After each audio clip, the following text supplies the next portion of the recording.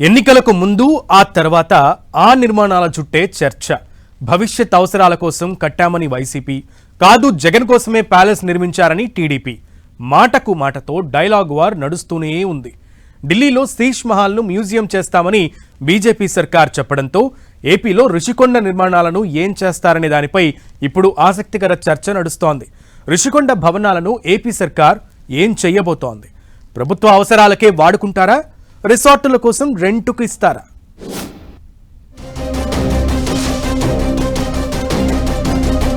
ఢిల్లీలో శీష్ మహల్, ఏపీలో రుషికొండ భవనాలు. ఆ నిర్మాణాలను ఏపీ సర్కార్ ఏం చెయ్యబోతోంది? రుషికొండ భవనాలకు గ్రహణం వీడేదెప్పుడు? అందమైన సాగర తీరం, దానిని ఆనుకుని ఉన్న కొండ, ఆ గుట్టను తవ్వి కట్టిన భవనాలు, ఆ నిర్మాణాల చుట్టూ వివాదం. ఏపీ ఎన్నికల ముందు నుంచి ఇప్పటి వరకు ఆ రచ్చ నడుస్తూనే ఉంది. వైసీపీ హయాంలో కట్టిన రుషికొండ భవనాలు ప్రతిసారి ఏదో ఒక సందర్భంలో హాట్ టాపిక్ అవుతున్నాయి. ఆ భవనాలను దేనికోసం వాడుతారోనన్న ఆసక్తి అంతకంతకు పెరుగుతోంది. మొన్నటి వరకు వివాదాస్పదంగా ఉన్న ఆ ప్యాలెస్ కథ ఇప్పుడింకా ఇంట్రెస్టింగ్ గా మారుతోంది. ఢిల్లీలో శీష్ మహల్ వార్తల్లో నిలుస్తున్న వేళ విశాఖలో ఉన్న రుషికొండ భవనాలపై కూడా ఆసక్తికర చర్చ జరుగుతోంది. ప్రకృతిని ధ్వంసం చేసి, పర్యావరణాన్ని డ్యామేజ్ చేసి వైసీపీ సర్కార్ ఆ భవనాలను కట్టారని టీడీపీ ముందు నుంచి విమర్శిస్తూ వస్తోంది.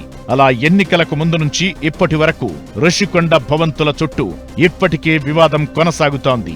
రాష్ట్రపతి, ప్రధానితో పాటు ప్రముఖులు వచ్చినప్పుడు అతిథి గృహాలుగా వాడేందుకు కట్టామని కొందరు వైసీపీ నేతలు చెప్పుకుంటూ వచ్చారు.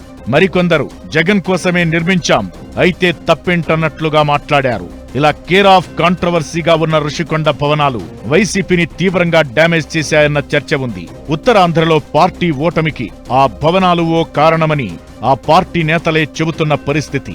ఎవరు కట్టమన్నారు, చెబితే వినలేదని కూడా పలువురు నేతలు ఓపెన్ స్టేట్మెంట్లిస్తున్నారు. అలా రచ్చకు దారి తీసిన రుషికొండ భవనాలపై ఇప్పుడెలా ముందుకెళ్లాలనే దానిపై కూటమి సర్కార్ కొన్నాళ్లుగా తర్జన భర్జన పడుతోంది. ప్రభుత్వ అవసరాలకే వాడుకుందామా, లేక ప్రైవేటుకు ఇద్దామా అనే దానిపై ఇంటర్నల్ గా చర్చలు జరుపుతూనే ఉందట. అయితే ఈ భవనాలను వాడితే ఓ బాధ, వాడకపోతే మరో బాధ అన్నట్లుగా ఉందట పరిస్థితి. ఇప్పటికే ఖాళీగా ఉన్న ఈ భవనాల నిర్వహణకు ప్రతి నెల లక్షల్లో ఖర్చవుతోంది. నిర్వహణ సామర్థ్యం, నైపుణ్యం ఉన్న సిబ్బంది లేరు. వీటిని రిసార్ట్లుగా మార్చాలన్నా అక్కడి నిర్మాణాలు అందుకు తగ్గట్టుగా లేవు. దీంతో వచ్చే ఆదాయం కన్నా నిర్వహణ భారం ఎక్కువ అవుతుందని భావిస్తున్నారు. అందుకే రుషికొండ భవనాలను ఏం చేయాలనే దానిపై ఆలోచనలో పడ్డట్టు తెలుస్తోంది. రుషికొండపై 9.88 ఎకరాల్లో 7 భవనాలు నిర్మించారు. అత్యాధునిక సౌకర్యాలతో కట్టిన ఈ భవనాల నిర్వహణకే ప్రతిరోజు 1,00,000 వరకు ఖర్చవుతోందని ఇంజనీరింగ్ నిపుణులు అంచనా వేస్తున్నారు. ఈ భవనాలను పూర్తి స్థాయిలో వాడటం మొదలు పెడితే 100 మంది వరకు సిబ్బంది అవసరమట. మరో 50 మంది షిఫ్టుల్లో పనిచేయాల్సి ఉంటుందని ఇప్పటికే కొన్ని వస్తువులు పాడైనట్టు చెబుతున్నారు. ఇక రుషికొండ భవనాలకు కరెంటు బిల్లుల బకాయిలు పేరుకుపోతున్నాయట.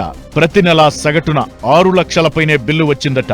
ఇప్పటి వరకు ₹1,00,00,000 పైగా విద్యుత్ బిల్లు బకాయి ఉన్నట్టు చెబుతున్నారు. ఖాళీగా ఉన్న భవనాలకే ప్రతి నెల 40,000 నుంచి 60,000 యూనిట్ల విద్యుత్తు ఖర్చవుతుందని అంటున్నారు. అదే పూర్తి స్థాయిలో వాడటం మొదలు పెడితే కరెంటు యూసేజ్ రెండింతలవుతుందని అంచనా. భవనాల దగ్గర 10,400 చదరపు మీటర్లలో 58 రకాల మొక్కలు నాటారు.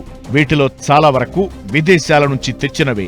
వాటి నిర్వహణ సరిగ్గా లేక చాలా మొక్కలు ఎండిపోయాయి. అయితే విలువైన ప్రభుత్వ ఆస్తిని నిరుపయోగంగా ఉంచడం సరికాదని పలువురు సూచిస్తున్నారు. ఈ నేపథ్యంలోనే ఢిల్లీలో సీఎం కేజ్రీవాల్ హయాంలో నిర్మించిన శీష్ మహల్ చర్చకొచ్చింది. అక్కడి బీజేపీ ప్రభుత్వం శీష్ మహల్ ను మ్యూజియంగా మారుస్తామంటోంది. ఏపీలో పవర్లో ఉన్న ఎన్డీఏ సర్కార్ కూడా అలాంటి నిర్ణయమే తీసుకుంటుందా అన్న చర్చ మొదలైంది. రుషికొండను ప్రభుత్వ అవసరాల కోసం వాడుకుంటారా, లేక ప్రైవేటుకు ఇస్తారా అన్నది ఇంకా తేలడం లేదు. శీష్ మహల్ విషయంలో అక్కడి బీజేపీ ప్రభుత్వం వెంటనే నిర్ణయం ప్రకటించడంతో ఏపీలో కూటమి సర్కార్ కూడా రుషికొండ భవనాలపై ఏదో ఒకటి తేల్చాలని భావిస్తోందట. కూటమి ప్రభుత్వం రుషికొండ భవనాలపై ఎలాంటి నిర్ణయం తీసుకుంటుందో చూడాలి మరి.